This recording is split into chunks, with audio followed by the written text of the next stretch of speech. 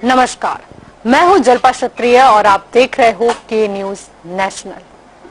अच्छा हुआ तो सरकार की वाहवाही, पर अगर गलती हुई तो ठिकरा फोड़ो अधिकारी पर, तंत्र पर। कई बार इसके दाखले देखने को भी मिले और शायद आज फिर वही हुआ। राज्य में कोरोना की पहली और दूसरी लहर से बिगड़े हालात के चलते जयंती रवि विवादों में घिर गई थी। इसके बाद से ही आला कमान उनसे नाराज था। अब आज जयंती रवि के अचानक ट्रांसफर से स्वास्थ्य अधिकारियों में खलबली मच गई है। पहली लहर और दूसरी लहर में जो हालात बिगड़े, उसके पीछे जिम्मेदारी किसकी है?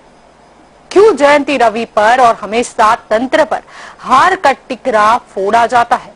अब आपको याद होंगे विजय नेहरा, उनकी भी अचानक बदली ही हुई थी।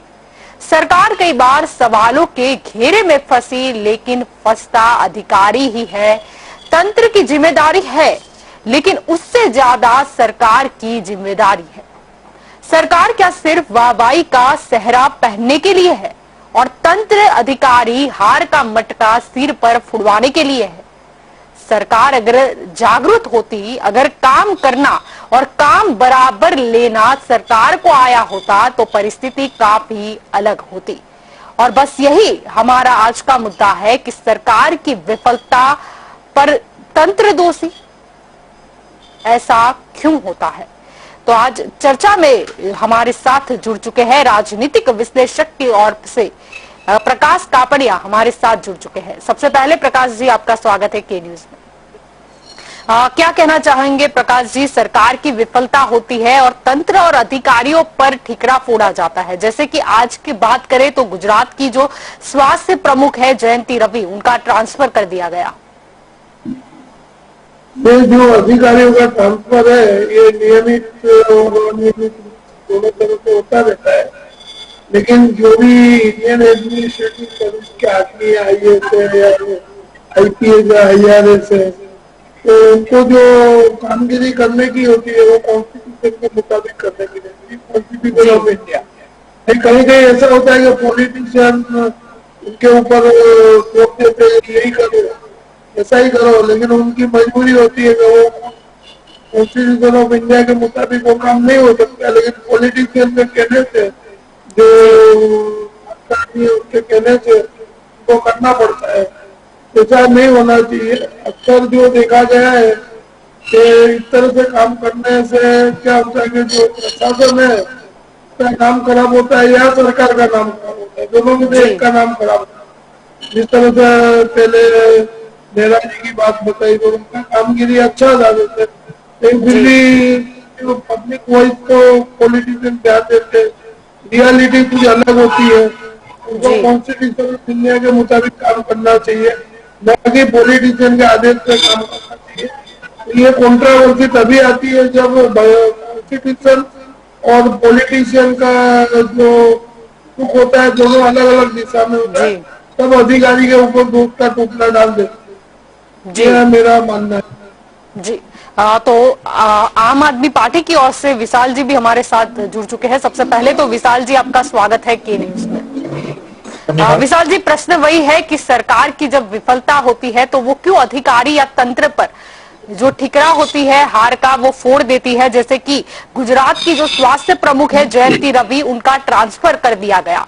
सरकार भी विफल रही थी, कहीं ना कहीं भ्रष्टाचार सरकार में है और टिकरा फोड़ा गया आखिरकार कुल मिला के जयंती रवि पर। जी बहुत धन्यवाद, के न्यूज का बहुत आभारी हूँ। ये कोई नई बात नहीं है गुजरात में कि सरकार की विफलता का दोष किसी अधिकारी को दिया गया हो। भूतकाल में से बहुत सारे उदाहरण है जिसमें कई बार सरकार विफल नहीं रही है और उनका भुगताना किसी ना किसी अधिकारी को अपने ट्रांसफर, अपने सस्पेंशन या अपने टर्मिनेशन से देना पड़ रहा है। पिछले कई दिनों से, कई महीनों से हम देख रहे हैं, जब से कोरोना आया है सरकार हर जगह, हर दौर पे निष्फल रही है। चाहे वो कोरोना में दवाइयों का उपलब्ध कराना हो, हॉस्पिटल्स में बेड उपलब्ध करवाना हो, डॉक्टरों की कमियां, दवाइयों की कमियां, या फिर ट्रांसपेरेंसी में कहीं ना कहीं बहुत सारे छूट रहे। जब हमने पहले भी देखा कि अहमदाबाद कमीशन ने बहुत पहले कह चुका था विजय नेहरा ने कि भाई आपको जी। टेस्टिंग बढ़ानी होगी, वरना ये सब आपके हाथ में नहीं रहेगा। उस समय भी विजय नेहरा का ट्रांसफर कर दिया गया जी। और उसको चुप करा दिया गया। तो ये कोई नई बात नहीं है गुजरात में कि अधिकारियों को चुप कराने के लिए, लेकिन इसमें अधिकारियों को एक सीख लेनी चाहिए कि सरकारें बदलती रहती है, अधिकारियों को जनता की बात सुनकर जनता का हित ध्यान में लेते हुए सभी डिसीजन लेने चाहिए। हर बार सरकार की सुन के अंत में अपना ही नुकसान वो खुद ले लेते हैं। जी जी। प्रकाश जी, ये भी देखा गया कि कहीं ना कहीं सरकार की जो कामगिरी है उसमें संकलन का अभाव था, उसकी वजह से अभी ये जयंती रवि है, उनकी सिचुएशन कुछ ऐसी हो चली थी कि यहाँ से कोई कुछ बोल रहा है, यहाँ से कोई कुछ बोल रहा है। क्योंकि जैसे कि मुख्यमंत्री की बात करें विजय रूपानी जी, तो उनके ही फ्रेंड का वो धमन लेकर आए थे, लेकिन वो आरोग्य सचिव थी, यानी कहीं ना कहीं धमन की जो निष्फलता थी उसका सामना उनको भी करना पड़ा, जवाबदेही उनकी भी बनती थी। जो वसुए जी ने बताया अभी, और जो अधिकारियों का जो प्रशासन है उनको कामगिरी जो करनी पड़ती है, वो कामगिरी में जैसे वैक्सीनेशन और रेमडेसिविर इंजेक्शन की बात थी, तो उसमें जो जब पॉलिटिशियन अपनी बात चलाते हैं तब बहुत तकलीफ होती है। उनको ब्यूरोक्रेसी की बात माननी चाहिए कि एक्चुअली अपने देश को चलाने वाले ये एडमिनिस्ट्रेशन के लोग हैं, वही है, तो उनकी बात माननी चाहिए। ऐसा जनरल पब्लिक का हित देख करके पॉलिटिशियन को निर्णय लेना चाहिए। वाहवाही होती है इससे अपना निर्णय बदल दो, वोट बैंक के लिए अपना निर्णय बदल दो, प्रजा को नुकसान होगा। ऐसा पहले भी कई अधिकारियों से ऐसा होता है कि वो लोग अपना निर्णय जो है वो पॉलिटिशियन के इशारे से काम करते हैं। तो ठीक है, सत्ता पे कोई भी हो गया वो बात अलग है, कॉन्स्टिट्यूशन ऑफ इंडिया का ट्रैक बिल्कुल अलग है। और पॉलिटिशियन है वो, उनको कॉन्स्टिट्यूशन को देख करके चलना चाहिए, तो वो नहीं चलते तब ये सब बातें खड़ी होती है। और जो 2 बार अभी विफलता रही, इतने लोगों को जान देनी पड़ी कोरोना के बारे में, तो पहले भी ये चुनाव भी होता हुआ है, वो सालों से ये चलता है गुजरात में या और राज्यों में भी चलता है कि ये ट्रांसफर जो है ये होती है। पॉलिटिशियन को ब्यूरोक्रेसी को बदलने की सत्ता है, वो निश्चित बात है। कई बार तो सरकार के निर्णय होते हैं, उसके परिणाम गलत भी आते हैं, भूतकाल में ऐसा भी हुआ है। तो ब्यूरोक्रेसी परेशान हो जाता है कि मैं सरकार की बात मानूं या प्रजा का हित देखूं। तो वो प्रजा का हित देख के निर्णय लेते हैं, इंटरेस्ट ऑफ पब्लिक, वो ब्यूरोक्रेसी का काम है। लेकिन पॉलिटिशियन क्या करेगा कि उसकी वोट बैंक का है, उसका इलाका कहाँ है, उसका क्या कौन से क्षेत्र में क्या होता है। जैसे इधर से जो इंजेक्शन भेज दिए गए तो उसके होद्दे को देख करके भेज दिए गए, लेकिन यदि ब्यूरोक्रेट बोलती अधिकारी का ये नहीं होना चाहिए, सरकार उसको रोकने की शक्ति होनी चाहिए सरकार में। आखिर जो अपॉइंटमेंट है ब्यूरोक्रेसी वो राष्ट्रपति करता है, प्रेसिडेंट ऑफ इंडिया करता है, बाकी पॉलिटिशियन करते हैं। और पॉलिटिशियन उसको अपने हिसाब से चलाने की एक आदत पड़ी हुई है सालों से। हर एक जगह पर डिस्टर्बेंस पॉलिटिशियन का एडमिनिस्ट्रेशन में नहीं होना चाहिए, चाहे न्यायतंत्र हो, चाहे प्रशासन हो, चाहे एडमिनिस्ट्रेशन हो, कुछ में भी कोई में भी जो है वो सरकार उसको डिस्टर्ब नहीं करना चाहिए, जिससे प्रजा का सबसे बड़ा भुगतान प्रजा को लेना पड़ता है। नुकसान भी प्रजा का होता है, रेवेन्यू का नुकसान होता है, काफी चीजें जिसमें प्रजा टैक्स भरती है वो टैक्स व्यर्थ जाता है। अरे ब्यूरोक्रेसी के पास बहुत पावर है कि जो फंड आता है वो बेनिफिशियरी तक पहुंचाने का है, तो ब्यूरोक्रेट को मालूम रहता है। लेकिन चुने हुए जो पॉलिटिशियन होते हैं वो बोलते हैं हमारे एरिया में हमको आगे के वोट बैंक में किससे आए उसको ध्यान में रख के, और किसी को अन्याय हो जाता है।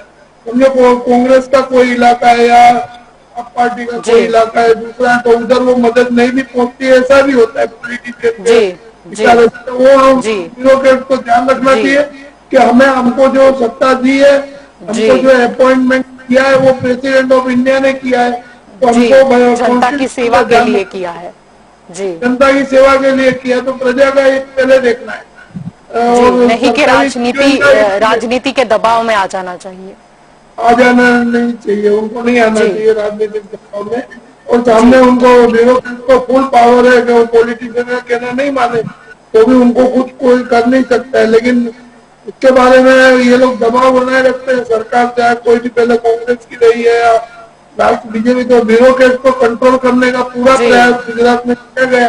उसके नतीजे खराब भी आए, जीडीपी को नुकसान पहुंचा है, जो ऑल इंडिया लेवल की बात करता हूँ। तो जी। ये ब्यूरोक्रेसी को डिस्टर्ब करने के कारण ये नुकसान प्रजा को सहन करना पड़ा। जी। विशाल जी, यहाँ ऐसा पर नहीं- जब बात हो रही है, एक तरफ राजनीति होती है और एक तरफ किसी भी आईएएस ऑफिसर है या फिर कोई भी और अधिकारी है, उस पर कहीं ना कहीं राजनीति से अलग होने के बावजूद एक राजनीति का दबाव होता है। क्या कहना चाहोगे?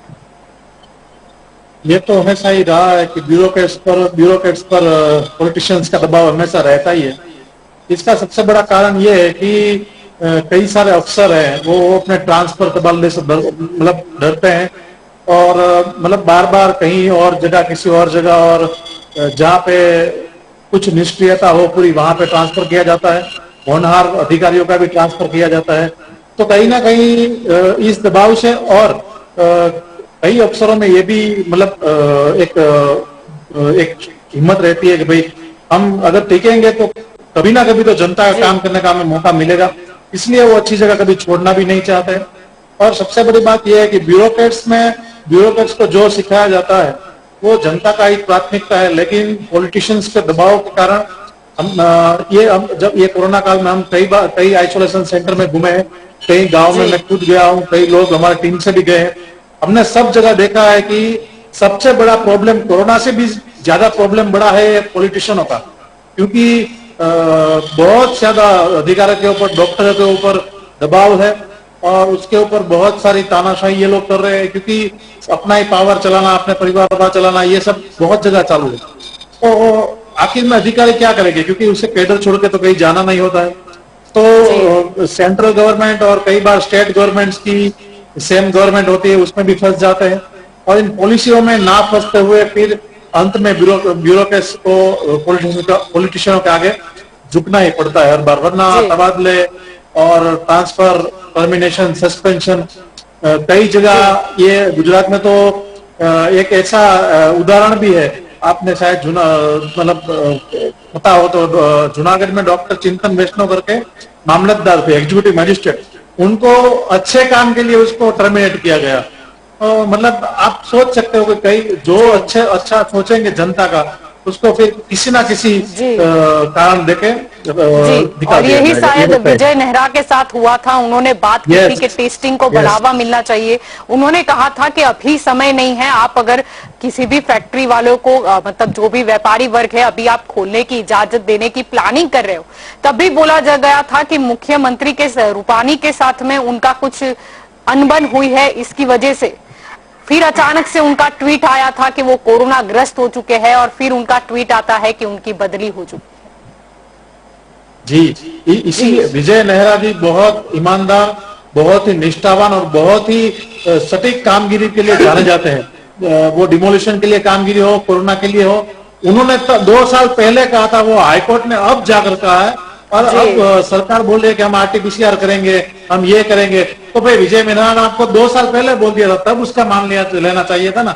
वो उसने अपनी जॉब छोड़ी, अपनी प्रतिष्ठा गवाई और जिस अहमदाबाद को उसने खड़ा किया, वापिस अहमदाबाद को आपने नर्क में धकेल दिया। हर रोज 5-5, 6-6 हजार केस आ रहे थे और तब वापिस विजय नेहरा को याद किया गया। मतलब आप सोचो कि उस विजय नेहरा ने वर्ल्ड रिकॉर्ड, मतलब वैक्सीनेशन में रिकॉर्ड किया है बनासकांठा डिस्ट्रिक्ट में, कि सबसे ज्यादा हाईएस्ट वैक्सीनेशन उसने करवाई। तो आप सोच सकते हो अधिकारी फिर क्या करेंगे।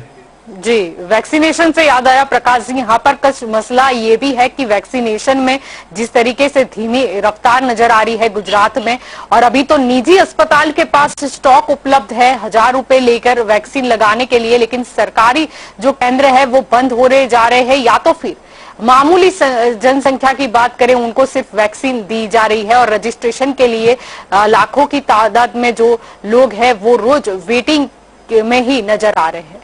यानी कहीं ना कहीं ये वैक्सीन का भी मसला था जिससे ये अचानक से उनकी ट्रांसफर हो गई। ये रजिस्ट्रेशन का मामला है, ये आम प्रजा में बहुत निष्क्रियता से रजिस्ट्रेशन हो रहा है। सरकार चाहे ब्यूरोक्रेट जो भी जवाबदार है वो इसके अंदर सक्रिय नहीं है, ये स्पष्ट साबित हो चुका है। अब इसमें जो अधिकारियों का जो इन्फ्लुएंस पावर या पॉलिटिशियन का पावर क्या कौन काम कर रहा है वो मालूम नहीं है, लेकिन 1000 रुपए में वैक्सीन जितना चाहिए उतना मिल जाता है, रजिस्ट्रेशन की तकलीफ नहीं है। अमीर वर्ग है उसका ध्यान पहले रखती है सरकार। एक्चुअली ध्यान जो है गरीबों का पहले रखना चाहिए। सरकार उसमें निष्फल गई है, विफल गई है, ये बात हकीकत है। तो गरीब आदमी है उसका ध्यान नहीं रखा जा रहा है इस शासन में। जी, और यहाँ पर सरकार ने खुद ही वर्गीकरण कर दिया, अमीर वर्ग और सामान्य मध्यम परिवार को अलग कर दिया।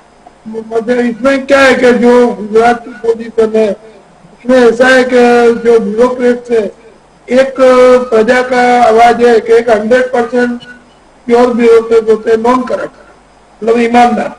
जैसे अभी इन्होंने बताया किसी अधिकारी का नाम IAS मेरा था, वो बात से प्रजा में हर एक चीज बाहर आती है। कोई भी चीज ये डेमोक्रेसी अपनी ऐसी है, कोई भी चीज छुपी नहीं रहती है कि आप प्रजा से पूछो, प्रजा में जाओ तो बोलेंगे ये अधिकारी जो 100% नॉन करप्ट है या सेमी करप्ट है या बिल्कुल 100% करप्ट है। तो इस तरह से जो चर्चा होती है उसका भी वर्गीकरण अधिकारियों का भी होता है। पॉलिटिशियन किसका किस अधिकारी के साथ पड़ता है वो भी प्रजा जानती है, प्रजा से कुछ भी छुपा हुआ नहीं रहता है। लेकिन क्या होता है कि प्रजा का आवाज ऊपर तक नहीं जाता है। जैसे शिक्षा का मामला ले लो तो सरकार का रुख कैसा रहा है, उनके शासन के बाद बीजेपी के खानगीकरण को प्रोत्साहन दिया गया, प्राइवेटाइजेशन नहीं होना चाहिए, तो शिक्षा महंगी है इधर। इस तरह से आरोग्य का भी महंगा हो गया कि सरकारी अस्पतालों में, सरकारी स्कूलों में गुणवत्ता वाली शिक्षा नहीं मिलती है, सरकारी अस्पतालों में गुणवत्ता वाली सारवार नहीं मिलती, आरोग्य लक्षी सुविधा नहीं मिलती है। और इसके लिए ये सरकार सोचती है कि अमीर होगा वो पैसा खर्चेगा और जो पैसा कमाएगा वो खानगी में जाएगा प्राइवेट सेक्टर में। तो प्राइवेट यानी उनकी नीति ही ये रही है कि हमें सरकार की ओर से कुछ सुधारा नहीं करना है, लोग खुद मेहनत करे, कमाए और पैसे फिर अपने खुद के ही सहूलत के लिए खर्च करे। सरकार क्या है धीरे धीरे, यानी कि जनता स्वनिर्भर बन जाए, जनता स्वनिर्भर बन जाए, आत्मनिर्भर बने और खुद कमाए और खुद करे। तो सरकार का मतलब क्या, फिर इसमें क्या होता है जो वर्गीकरण आपने बताया कि अमीरी और गरीबी का जो भेद है वो पहले बहुत पतला था आजादी के बाद, लेकिन अभी इतनी खाई में रूपांतर हो गया है कि बिल्कुल वर्गीकरण दिखाई पड़ रहा है। ABC जो भी मिडिल क्लास है, गरीब क्लास है, अमीर क्लास है, वो सब दिखाई पड़ रहा है और प्रजा सब समझती है कि भाई ऐसा होना नहीं चाहिए।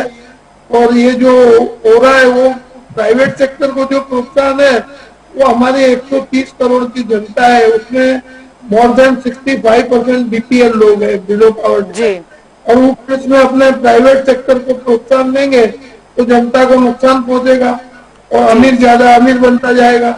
जिसके पास 100 करोड़ है उसके बाद 125 करोड़ हो जाएगा और जिसके पास 50,000 है उसका 25,000 हो जाएगा। तो गरीब गरीबी की तरफ बढ़ेगा, मिडिल क्लास गरीबी की दिशा में जाएगा और अमीर अमीरी की दिशा में जाएगा। तो ये विभाजन को बहुत ध्यान से समझना चाहिए। हर एक सेक्टर में ये गुजरात में हुआ है। बैंकिंग सेक्टर देखो, एजुकेशन का सेक्टर देखो, फिर बिजनेस इंडस्ट्री देखो, तो कॉटेज इंडस्ट्री है जैसे कुटीर उद्योग है, उनको कोई इतना पैसा नहीं देती है सरकार। तो बड़े उद्योगपतियों को सरकार जल्दी से सैंक्शन कर देती है, बैंक के भी लोन सैंक्शन कर देती है और इतने लोग भाग गए गुजरात से। आज 80 बैंकें गुजरात कोऑपरेटिव बैंकें बंद हो चुकी है, तो उसका पैसा भी लोगों को, डिपोजिटरों को पूरा नहीं मिला है। तो ये सब जो त्रुटियां देखते हैं उसको उसमें ऐसा लगता है कि प्राइवेट सेक्टर को कोई भी तरह से प्रोत्साहन नहीं देना चाहिए। और भ्रष्टाचार का मामला है, वहाँ पर जो करप्शन का मामला है वो बहुत बढ़ चुका है। तो उसके कारण जो बड़े उद्योगपतियों को पैसा मिलता है, छोटे गरीब आदमी को लोन सेक्शन करके उससे 50,000 के सवाल किए जाते हैं, फिर उसको रिजेक्शन होता है। अभी गुजरात में CBI ने 6 स्थानों पे आज रेड करी है, सेंट्रल ब्यूरो ऑफ इन्वेस्टिगेशन, जिसमें एक ही पार्टी ने 671 करोड़ रुपया ले लिया है, अभी रेड उनकी चल रही है। तो इस तरह से बैंक वाले अमीरों को ढूंढा जाए, तो अमीरों का पैसा लेकर के सरकार गरीबों में बांटे तो कुछ सुधार हो सकता है। बिजनेस को भी इसमें आगे आना चाहिए। और यहाँ पर तो ये है कि सरकार ही वर्गीकरण करने में लगी हुई है और सरकार को ही नहीं पड़ी है। नहीं तो बंधारण जो है देश का वो बोलता है कि हर एक जनता एक समान है, लेकिन कहीं ना कहीं अब ये दिशा ही कुछ और जा रही है। आपकी ओर आना चाहूंगी विशाल जी। यहाँ पर जब वैक्सीनेशन का मुद्दा उठा है तो कहा यह भी जा रहा है कि हमारे जो उप मुख्य प्रधान है और स्वास्थ्य मंत्री है नितिन पटेल, उन्होंने स्टेटमेंट दिया था जब ये वैक्सीन जो निजी अस्पताल 1000 रुपए में वैक्सीन दे रही है उस मसले में, कि अगर मुख्य प्रधान ने इसको परमिशन दी हो तो मुझे नहीं पता। यानी कहीं ना कहीं नितिन पटेल की भी नाराजगी सामने आई थी, क्योंकि कोई भी डिसीजन होता था वो मुख्य प्रधान रूपानी जी और आरोग्य जो सचिव है यानी कि हमारी जो स्वास्थ्य सचिव है जयंती रवि, वो मिलकर ले लेते थे। और यहाँ पर स्वास्थ्य मंत्री नितिन पटेल उन सब से कुछ अजान ही फिरते थे। बात आपकी बात बहुत सही है। अभी गवर्नमेंट में खुद की गवर्नमेंट में ही बहुत नाराजगी का माहौल चल रहा है। जैसे किसी भी नेता को पूछो आप या किसी मंत्री को पूछो, किसी को पता ही नहीं है। सब ये एक ही जवाब देते हैं, मुझे नहीं पता।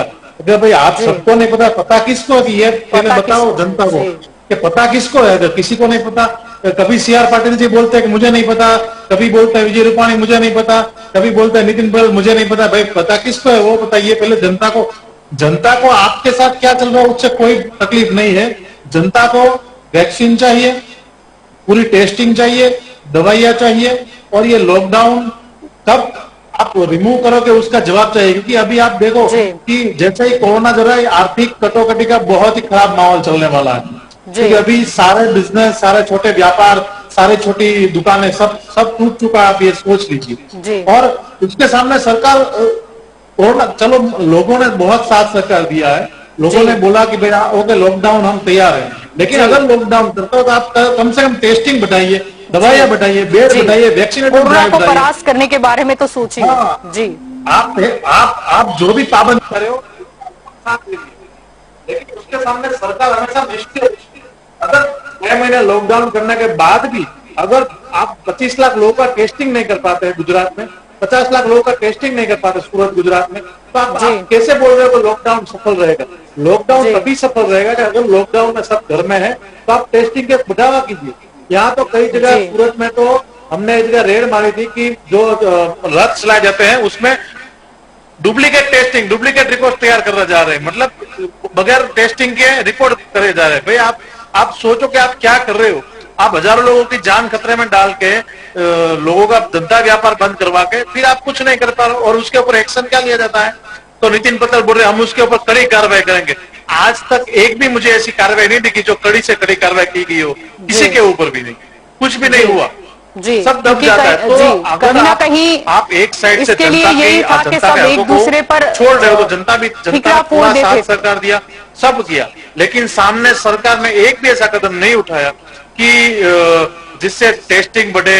या फिर हाईकोर्ट ने जब कहा तो उस सरकार ने एक एफिडेविट किया कि हम माँ कार्ड और आयुष्मान कार्ड में सारवार दे रहे हैं, जबकि जब गलत एफिडेविट किया गया। अभी भी कौन सी हॉस्पिटल में इस कार्ड के तहत सारवार की जा रही है? कहीं भी नहीं। लोग मर रहे हैं, आर्थिक कितने लाखों रुपए बिल आ रहे हैं। तो फिर इस बारे में सरकार ने कब सोचा कि 3 सुनवाई हो गई तब सरकार ने ऐलान किया यस अब हम देंगे। एफिडेविट तो 3 महीने पहले कर दिया। तो आप सोचो जब आपको हाईकोर्ट बोल रही है तब तक आपको पता नहीं चलता कि लोग मर रहे हैं।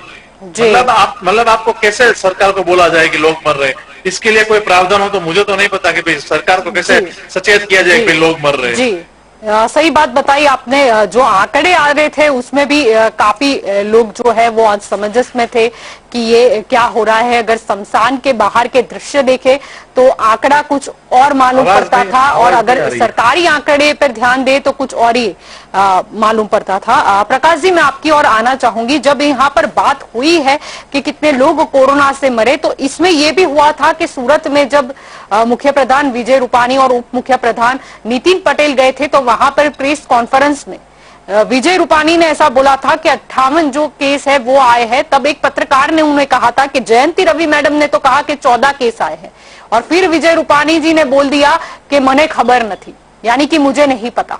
यानी कहीं ना कहीं वहां से ही जयंती रवि ने जो आंक बताती थी और मुख्य प्रधान जो बोलते थे, यानी कहीं ना कहीं वहीं से अनबन की शुरुआत हो चुकी थी। ये जो आंकड़ों का माया जाल है, इसके अंदर जो ब्यूरोक्रेट और पॉलिटिक्स है, उनको कुछ या ब्यूरोक्रेट उनको इंफॉर्मेशन रॉन्ग देते हैं, या वो जानबूझ करके पॉलिटिशियन झूठ बोलते हैं, वो मालूम नहीं है। लेकिन जो लॉकडाउन की पोजीशन है जो है, उसमें दूसरे देशों में जो बेरोजगारी बढ़ी है लॉकडाउन के कारण, तो उनको जो पैसा जो है उनके पास फंड दिया जाता है, इधर अपने कोई फंड लोगों को मिला नहीं है जी। तो फंड नहीं मिलने के कारण जो तकलीफ आई है, वो आर्थिक कटोकटी, जैसे वसुआ जी ने बताया कि वो बात है, वो इकोनॉमी फंड की तकलीफ है, ये मुख्य है। और जो एडमिनिस्ट्रेशन है वो भी पुअर रहा है। तो जो चीज जिधर समय पे उपयोग होना चाहिए वो नहीं होने के कारण अपने को लगता है कि भाई निष्फलता हुई है, वही कारण है। वो लगता नहीं, वो हकीकत ही है कि योग्य समय पे योग्य जगह पर उसका उपयोग नहीं हुआ है कोई भी। आंकड़े भी जो अभी बताया 58 और 14 की बात करी, तो इसके अंदर भी जो है, या तो पॉलिटिशियन को ब्यूरोक्रेट को बोल देते हैं कि तुमको यही बोलना है, यही बोलना ऐसा भी होता है। और हाँ, यही बोलना है, हम बोलते हैं वही बोलना है, दूसरा नहीं बोलना। तो इस प्रकार का दबाव होगा ना, ब्यूरोक्रेसी स्वतंत्र रूप से काम नहीं कर पाएगी। और इंडिपेंडेंट पावर जो है ब्यूरोक्रेट को होना चाहिए, यदि प्रशासन सही चलाना है, कि उनके पास एजुकेशन है, डिग्री है, और पूरा देश का संचालन जो है उनके हाथ में है, ऐसा माना जाता है। लेकिन पॉलिटिशियन सब एजुकेटेड नहीं है, लेकिन ब्यूरोक्रेट ऑल आर एजुकेटेड, तो उनके ऊपर कुत्ता टोपला भी नहीं डालना चाहिए। और किधर किधर करप्शन है, पॉलिटिशियन और ब्यूरोक्रेट की मिली भगत है, सभी प्रजा को दिखाई पड़ रहा है कि ऐसा कुछ चलता है। लेकिन अपनी डेमोक्रेसी इतना विशाल देश है, गुजरात की 6.5 करोड़ की जनता है, तो उसमें ध्यान रख करके सरकार को एडमिनिस्ट्रेशन पावरफुल करना चाहिए, ऐसा मेरा मानना है। कि अच्छे अधिकारी है, उनसे उनकी सलाह लेकर के, और एक कोर टीम बनाई इन्होंने, कोर कमेटी। लेकिन कोर कमेटी के डिसीजन जो है वो 100% रिजल्ट ओरिएंटेड और प्रजा के हित में होने चाहिए, परिणाम ऐसा आना चाहिए। ऐसा परिणाम नहीं आया है, इसके लिए ये जो द्विधा खड़ी हुई है प्रजा में, जो घूम आई है, उसका कारण यही है कि रिजल्ट परिणाम बराबर नहीं आया। जो भी उन्होंने एक्शन लिए उसका रिजल्ट नहीं आया है। और जो व्यापार धंधे भी बंद रहे, उसकी इकोनॉमी पोजीशन फंड ही नहीं है। रिजर्व बैंक ने अपना रिजर्व फंड यूज कर दिया है सरकार ने, जो उनको नहीं करना चाहिए, लेकिन कर दिया है। अभी मैं तो एक चीज और बोलूंगा, विपक्ष की भूमिका भी इसमें निष्फल रही है। तो जब प्रशासन अत्याचार करता है तो विपक्ष की भूमिका होती है। ये बीजेपी भी पहले विपक्ष में थे, इन्होंने कुछ काम किया है। कांग्रेस का शासन था इधर, या दूसरों का था, तो जनता परिवर्तन जल्दी लाती है। लेकिन धीरे धीरे जो सही लोगों को पहचानना, वो प्रजा को आता है। गुजरात की प्रजा स्मार्ट प्रजा है, सरदार वल्लभ भाई पटेल और गांधी जी से जुड़ी प्रजा है। तो यहाँ की प्रजा बहुत इंटेलिजेंट है, ये बिल्कुल सही बात है। तो उनकी आवाज ऊपर तक पहुंचने नहीं दी जाती है, उसमें कुछ अत्याचार होता है प्रशासन की तरफ से, और विपक्ष निष्फल है। इसके कारण ये सब हो रहा है। विपक्ष मजबूत हो है तो मैं आशा को विपक्ष में से भी रहती है, लेकिन विपक्ष भी निष्फल होने के कारण उनको पावर ज्यादा मिसयूज करने का टाइम मिला है, ऐसा मैं मानता हूं। विशाल जी, आपकी ओर आना चाहूंगी। प्रश्न यही है कि पहली लहर में जब हमने देखा था कि जयंती रवि मैडम आती थी, प्रेस कॉन्फ्रेंस करती थी और आंकड़े बताती थी कोरोना के, लेकिन दूसरी लहर में ये सब कुछ दिखाई नहीं दिया। लोग उम्मीद कर रहे थे कि कहीं ना कहीं अगर स्वास्थ्य प्रमुख सचिव जयंती रवि मैडम आए, कुछ बताए आंकड़े क्या है, लेकिन प्रेस नोट शाम को जारी कर दिया जाता था। कहीं ना कहीं जयंती रवि भी आंक बताने में दूर नजर आई, और आंक में तभी से गड़बड़ी है ऐसा तो पहले से ही लोगों को लगता था, और वो जो साफ साफ दिखाई देता था। अगर हम शमशान के आंकड़े देखें या अस्पताल में जाकर देखें कितनी लाइन है, और सरकारी आंकड़े देखें, यानी कहीं ना कहीं जयंती रवि ने ये सब आंख से अपने आप को दूर रखा था। आपने पहली लहर में 2-3 बात इसमें बताना चाहूंगा जी। आपने बहुत बढ़िया बात है कि पहले हमने जब कोरोना की लहर जब शुरू हुई, जब स्टार्टिंग से हम बात कर रहे हैं, तो लोगों के नाम भी डिक्लेयर किए जा रहे थे, आपको अगर पता हो तो। उस समय की हाईकोर्ट में पिटीशन हुआ कि भाई ये तो राइट टू प्राइवेसी का भंग है, और नाम बंद किए गए। तो मैं एक बात ये पूछना चाहता हूं कि ठीक है, चलो ये राइट टू प्राइवेसी का भंग है और हमने नाम लिखने बंद कर दिए, तो फिर पुलिस ने छत के छतों पे जो ड्रोन उड़ाए थे कैमरा, और लोग छत पे क्या कर रहे हैं, वहां पे क्या कर रहे हैं, वो सब तो वो राइट टू प्राइवेसी का भंग नहीं था। छतों पे जब ड्रोन लगाए गए, छतों पे ड्रोन उड़ाए गए किसी के परमिशन के बिना, तो तब ये राइट टू प्राइवेसी कहा था।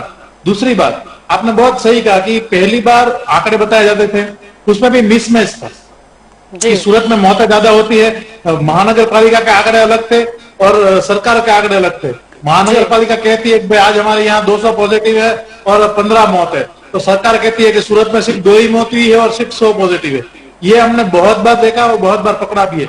लेकिन मैं आपको लेटेस्ट बताता हूँ, अभी ये प्रेस नोट डिक्लेयर कर रहे हैं, ठीक है। तो जब अभी तो लहर कम हो गई ऐसा बोल रहे हैं, लेकिन हम 1 महीने पहले की अगर बात करें तो 1 महीने पहले जो प्रेस नोट आती थी उसमें वेंटिलेटर के ऊपर 300-200 लोगों को बताया जाता था, और पूरे गुजरात में कहीं भी वेंटिलेटर किसी भी व्यक्ति को नहीं मिल रहा था। सूरत गुजरात में किसी भी व्यक्ति को वेंटिलेटर मिलना नामुमकिन के बराबर था, और लोग बगैर वेंटिलेटर के मर रहे थे। जी। जबकि और कहीं तो वेंटिलेटर के लिए भी मर रहे थे, मतलब कि वेंटिलेटर की वजह से, जैसे धमन हमने ही देखा, एक अस्पताल से भिजवाए थे, वहां पर भी धूल लग गई और ट्रक भरकर वापिस आ गए। जी। और सरकार ने 300 बताया कि सिर्फ आज तो सिर्फ 300 लोग वेंटिलेटर पे है। भाई 500 वेंटिलेटर सिर्फ सूरत में है, अगर 300 वेंटिलेटर है पूरे गुजरात में, सिर्फ 300 लोग वेंटिलेटर पे हैं, तो बाकी के वेंटिलेटर है कहां पे? लोगों को मिल क्यों नहीं रहे? और जब अब सरकार ने, हाईकोर्ट में सरकार ने कहा कि अहमदाबाद में बहुत सारे बेड खाली है, लोग नहीं आ रहे हैं, तो हाईकोर्ट ने बहुत अच्छा जवाब दिया। तो फिर ये एम्बुलेंस की लाइन किसके लिए खड़ी है? कुछ लेने आई कि एम्बुलेंस की लाइनें खड़ी है? मतलब सरकार ने हर जगह झूठ बोला है और अपनी विफलता छुपाने के लिए जनता के ऊपर हाईकोर्ट ने फटकार भी लगाई थी कि कोविड-19 से निपटने का जो गुजरात सरकार का तरीका है वो संतोषजनक नहीं है, और ये हाईकोर्ट ने ही बोला था। और हमारे एडवोकेट जनरल ने बोला कि ये, तब हाईकोर्ट ने कहा कि भाई आप क्या कर रहे हो, हम क्या कर रहे हो, उससे कोई फर्क नहीं पड़ता, जनता को दिखना चाहिए कि आप कुछ कर रहे हो। आप कुछ नहीं कर रहे हो ऐसा जनता को वहम है, क्योंकि जनता को ना तो बेड मिल रहे हैं, ना ऑक्सीजन मिल रहा है, ना वेंटिलेटर मिल रहा है, ना एम्बुलेंस टाइम पे मिल रही है। एम्बुलेंस के 2-3 घंटे वेटिंग एम्बुलेंस में थी। तो आप कैसे कह सकते हो कि सिर्फ 200 लोग वेंटिलेटर पे है, गुजरात में सिर्फ 5-10 हजार केस आ रहे हैं? मतलब सारे आंकड़े झूठे हैं। यहाँ पे स्मशानों की चिमनियां पिघल गई, वहां तक वेटिंग है। डेड बॉडी को स्मशान में अग्निदाह देने के लिए 8-8 घंटे का वेटिंग। जी। तो कहां से बोल सकते हैं? दिखाई देता है कि सरकार विफल रही उनको स्वस्थ करने में। जी बिल्कुल। यस। जी, तो दंगल देश का में आज का हमारा ये मुद्दा है। हम बात कर रहे हैं कि सरकार की विफलता पर तंत्र दोषी, यानी कि सरकार जब भी हार जाती है तब अपनी हार का ठिकरा फोड़ देती है तंत्र पर या अधिकारी पर हाँ, अगर कुछ अच्छा हुआ तो सरकार उसकी वाहवाही लूटने के लिए पहले खड़ी दिखती है। तो इस चर्चा को हम आगे बढ़ाएंगे, लेकिन वक्त हो चला है एक कॉमर्शियल ब्रेक का। लेंगे ब्रेक और ब्रेक के बाद आगे बढ़ेंगे।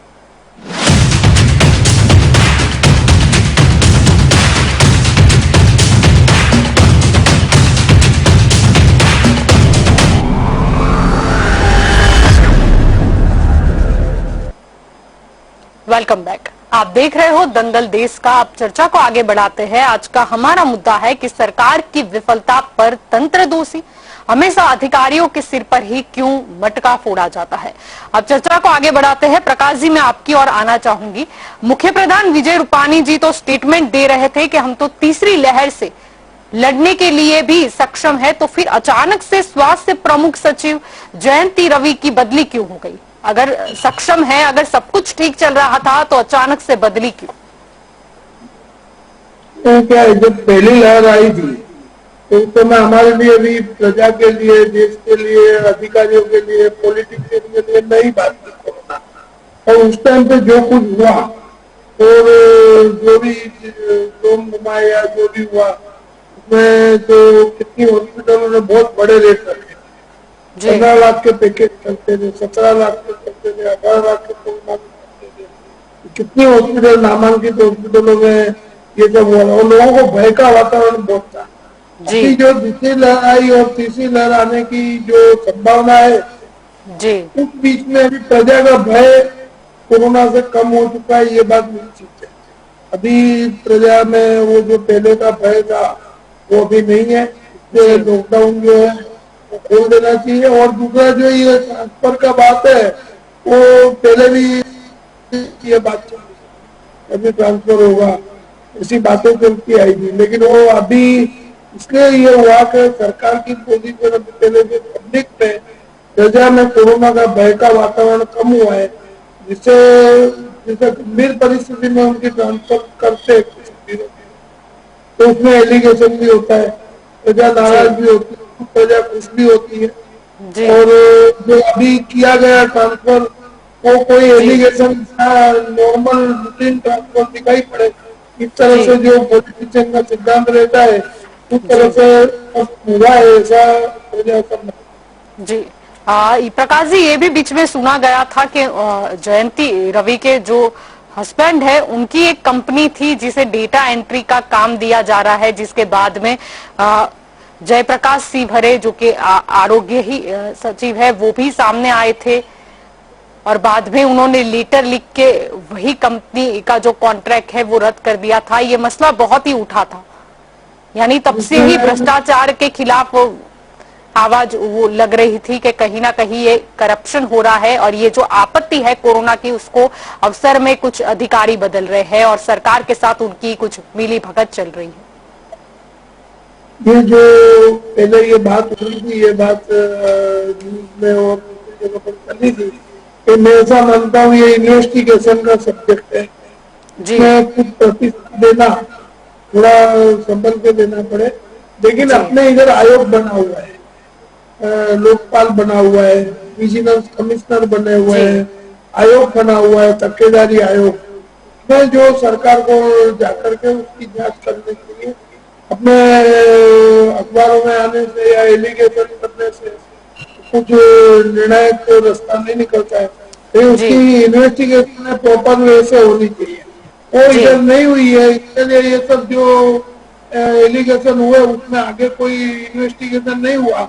लेकिन जनरली सरकार कभी कभी ऐसा होता है कोई बड़ा मामला रिटायर्ड जज का आयोग बना देती है, इसमें वो कुछ नहीं हुआ।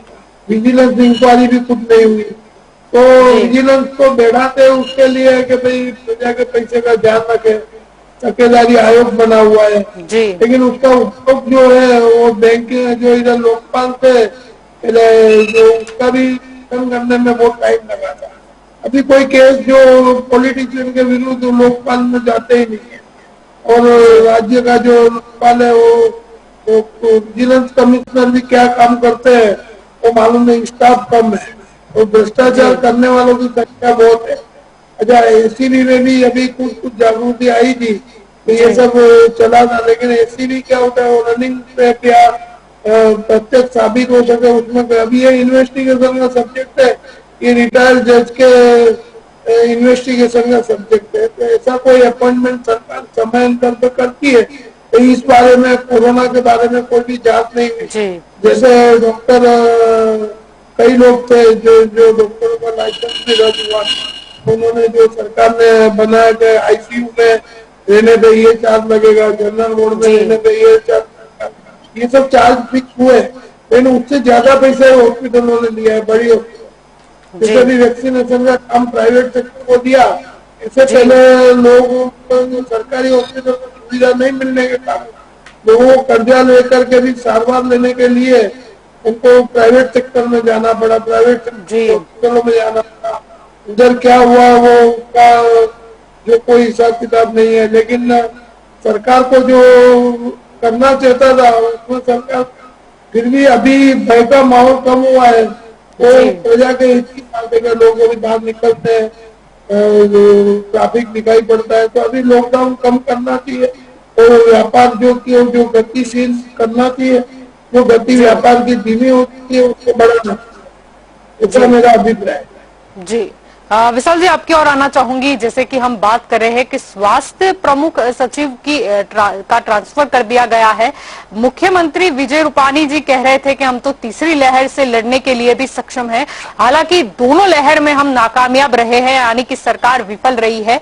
और अचानक से ये जब स्वास्थ्य प्रमुख सचिव की जो बदली कर दी गई है, अब प्रश्न ये भी है कि नया कौन आएगा और कैसे उसका कामकाज रहेगा। और ये भी बोला जा रहा है कि पहले अगर जयंती रवि जो है वो अच्छे से अगर काम कर रही थी, जैसे कि विजय रूपाणी बता रहे हैं कि तीसरी लहर से भी लड़ने के लिए सक्षम है, इतनी अपग्रेडेड हमारे पास स्वास्थ्य की सुविधा है, तो फिर यही मुद्दा आकर खत्म होता है कि फिर उनकी अचानक से ट्रांसफर क्यों? मुझे ये ट्रांसफर में कहीं ना कहीं ऐसा लग रहा है कि इसमें भी कहीं राजनीतिक हाथ हो सकता है, क्योंकि जैसे जैसे सारी गतिविधियां चल रही थी, तो आपने अगर देखा होगा कि पहली लहर के बाद जब दूसरी लहर स्टार्ट हुई तो शुरुआत में कुछ दिन तक जयंती रवि जी दिखाई नहीं दे रही थी। कई लोगों ने बोला था, क्योंकि पहले कोरोना में हर दिन या हर रोज कहीं ना कहीं इन्वेस्टिगेशन, इंस्पेक्शन या फिर कुछ ना कुछ एक्टिविटी में जयंती रवि जी आगे रही थी और सरकार ने उसे आगे रखा था। लेकिन दूसरी लहर में अचानक एक महीने तक गायब रहे, मतलब ना तो कोई प्रतिक्रिया, ना कोई रिएक्शन, ना कोई इंस्पेक्शन, ना कोई इन्वेस्टिगेशन। अचानक से जब हद से बाहर सब कुछ जा रहा था, तब जयंती रवि जी को पेश किया गया। जब आखिर में लहर अपने पीक पॉइंट पर थी, तब जयंती रवि जी को बुलाया गया और मुझे ऐसा लगा कि उसे वापस बोला कि अब आप एक्टिव हो सकते हो, क्योंकि मुझे ऐसा लग रहा था कि पहली लहर में जो हमने डिसीजंस देखे वो कहीं ना कहीं शायद सीएम जी रूपाणी जी को और नितिन पटेल जी को पूछ के ना लिए गए हो, क्योंकि मैंने एक दो बार प्रेस कॉन्फ्रेंस में नोट किया था कि एक दो बार जयंती रवि जी ने ऐसा मेंशन किया कि मैंने अमित शाह जी से, गृह मंत्री जी से डिस्कस किया। आप ये सीधा संदेशा देख सकती हो या फिर समझ सकती है कि जयंती रवि जी किसको क्या इशारा कर रहे थे। मतलब उसे सेंट्रल से पूरी छूट दी गई थी और ये शायद यहाँ की गवर्नमेंट को ना पसंद आया हो, मुझे ऐसा लग रहा है। इसीलिए कहीं ना कहीं जयंती रवि जी को हटाया और यही शायद आपसी अनबन की वजह से भी जनता ने इतना भुगता। और जो ये पूरा का पूरा पूरी सरकार की ये अनबन, संकलन का पूरा अभाव, सभी का अपना ईगो, और इनकी वजह से बहुत सारे लोगों ने अपनी जान गंवाई, परिवारजन गंवाए। और तो हमारे रूपाणी जी कह रहे हैं कि हम तीसरी लहर के लिए तैयार है। मैं तो बोल रहा हूँ हम तीसरी नहीं, हम पहली लहर के लिए भी तैयार नहीं थे, दूसरी के लिए भी तैयार नहीं है और तीसरी के लिए भी नहीं होंगे, ये मैं पक्का बोल रहा हूँ। क्योंकि आपके नेता, आपके पार्टी के नेता कुछ भी ईगो छोड़ने वाले नहीं है और जनता के लिए कभी आपने कोई प्री प्लान किया ही नहीं है और नहीं आप करने वाले हो। तो तीसरी लहर में भी जनता का यही हाल होने वाला है। हाँ, कुछ सामाजिक संस्थाओं ने, कुछ मीडिया ने ये सब कुछ दिखाकर पारदर्शिता रखी, इसलिए वो बहुत कुछ हुआ। मैं बहुत आभारी हूँ मीडिया का कि इस बार मीडिया ने बहुत पारदर्शिता दिखाई और जो हो रहा था गुजरात में वो बहुत ही अच्छी तरह से दिखाया। इसलिए कहीं ना कहीं सरकार हरदम एक्टिव रही, वरना सरकार को 2 दिन बाद पता चलता है कि लोग मर रहे हैं, 5 दिन बाद पता चलता है कि ऑक्सीजन है नहीं, हाईकोर्ट कहती है तब पता चलता है कि भाई हॉस्पिटलों में बेड नहीं है, इंजेक्शन नहीं है, इंजेक्शन का। और ये बोल रहे थे इंजेक्शन का हम पूरा स्टॉक हम ले रहे हैं। जब आप पूरा स्टॉक ले रहे हो तो सीआर पाटिल के पास 5000 इंजेक्शन आए कहां से? अब तक उसकी कोई इन्वेस्टिगेशन की गई क्या? कुछ भी नहीं हुआ। लोग मर रहे थे। जी बोलते हैं कि वो सीआर को ही पूछो वो कहां से लाए। हाँ, मुझे पता नहीं, इसका पूरी सरकार का एक ही आंसर था, मुझे नहीं पता। तो भाई आपको नहीं पता तो किसे पता है? लोगों को भी नहीं पता है, तो आप अब कुछ कीजिए। जी जी जी प्रकाश जी, मैं अपने आखिरी सवाल की ओर बढ़ूंगी। आखिरी सवाल यही रहेगा कि अब सरकार तो विफल रही और तंत्र पर टिकरा फोड़ दिया, एक अधिकारी का ट्रांसफर कर दिया, यानी कि कहीं ना कहीं पहली लहर या दूसरी लहर से संबंधित अगर भ्रष्टाचार की बात हो या फिर आग छुपाने की बात हो या फिर जो भी आरोग्य की सुविधा जैसे कि बेड्स की जो कमी थी या फिर रेमडेसिविर इंजेक्शन के लिए जो लंबी लाइनें लगी थी, यानी कुल मिला के जितनी भी नाकामयाबी वाली बात थी वो कहीं ना कहीं जयंती रवि के सिर पे वो डालकर उनको यहां से विदाई दी जा रही है।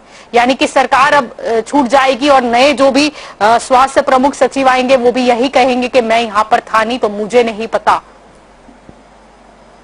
इसमें जो पहले अधिकारी के ऊपर दूसरा टोपला डाला है ऐसा सरकार नहीं कह रही है, लेकिन सरकार जो वास्तविकता छुपा रही है, पारदर्शिता नहीं लगती है, इसके ऊपर से ये अनुमान किया जाता है कि ऐसा कुछ होना चाहिए। जो सरकार ने जो आंकड़ों की पारदर्शिता दी, जैसे रेमडेसिविर का इंजेक्शन 5,000 इंजेक्शन है, उसके लिए हाईकोर्ट में सब जुडिशियल मैटर है, कोई पिटीशन हुए नहीं है कि हियरिंग होना बाकी है अभी।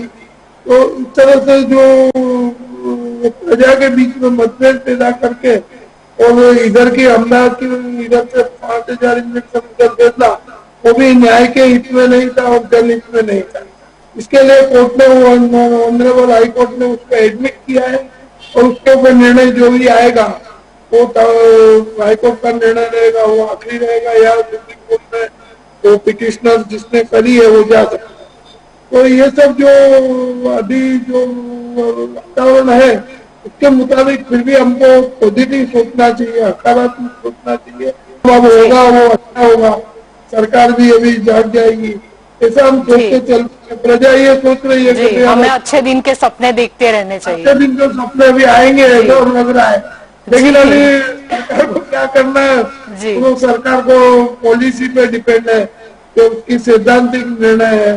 पॉलिसी डिसीजन गलत होते हैं तो परिणाम भी गलत आते हैं। तो जो पहले हो गया और उसमें जयंती रवि को अलग रखा गया, दूर रखा गया, जब इतनी सारी डेथ हो रही थी वो तो उसको भी समझा कि मैं अभी इन्वॉल्व नहीं रहूं तो वो बेटर है, तो कहीं भी एलिगेशन जी उन्होंने दूरी बनाई रखी, तो फिर अधिकारियों पे ही चलते। इसीलिए प्रेस नोट आता था, उन्हें लगा कि कहीं ना कहीं मैं ये आंख बोलूंगी और अगर प्रेस कॉन्फ्रेंस रखा तो पत्रकार तो सवाल करने ही है, तो इससे अच्छा प्रेस नोट जारी करो, खुद ना दिखो। उनके फेस रीडिंग और बॉडी लैंग्वेज पे ऐसा लग रहा था कि सरकार से वो नाराज है, ये दिखाई दे रहा है क्या उनको सरकार उससे नाराज है, ये जो स्पष्ट देखा गया है और ये बात हकीकत जी। विशाल जी, आपसे आखिरी सवाल मेरा यही रहेगा कि जब देखा है कि हर बार दो लोगों के बीच में अधिकारी जो है वो पिसते नजर आते हैं, अभी भी जो मुख्य प्रधान है विजय रूपानी और उप मुख्य प्रधान और स्वास्थ्य मंत्री है नितिन पटेल, हमेशा से उनकी कुछ ना कुछ मुद्दों पर अनबन रही है।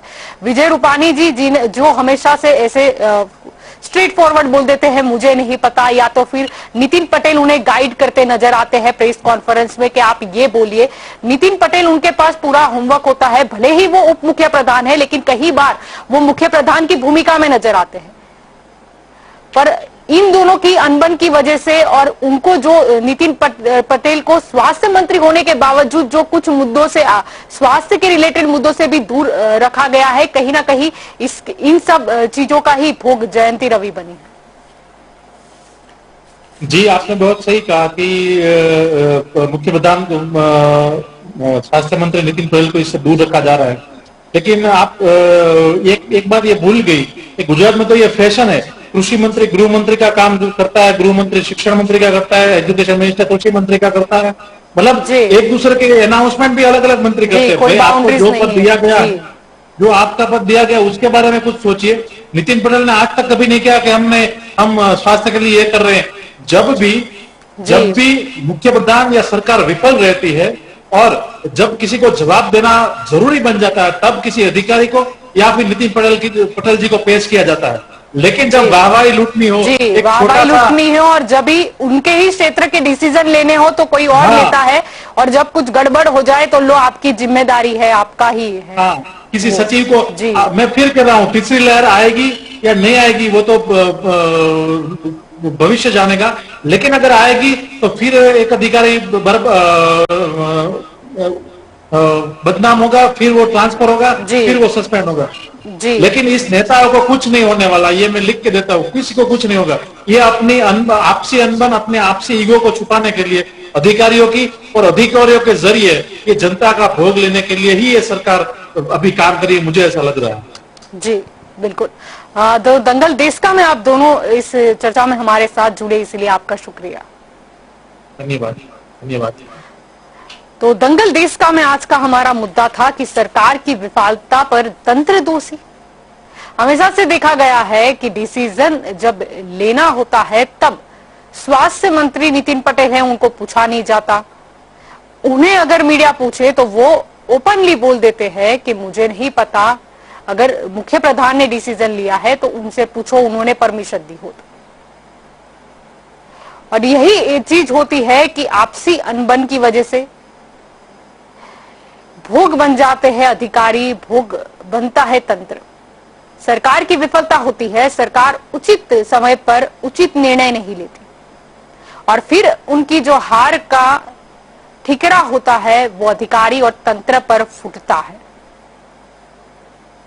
जब वाहवाही लेने की बात होती है तब सरकार आगे आ जाती है, हमारी सरकार है, हमने ये डिसीजन लिया, हमने ये काम लिया।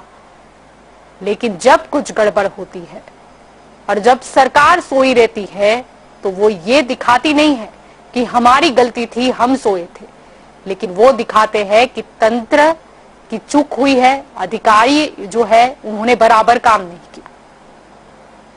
तंत्र की जिम्मेदारी है, अधिकारी की भी जिम्मेदारी है, लेकिन सबसे बड़ी जिम्मेदारी तो सरकार की है।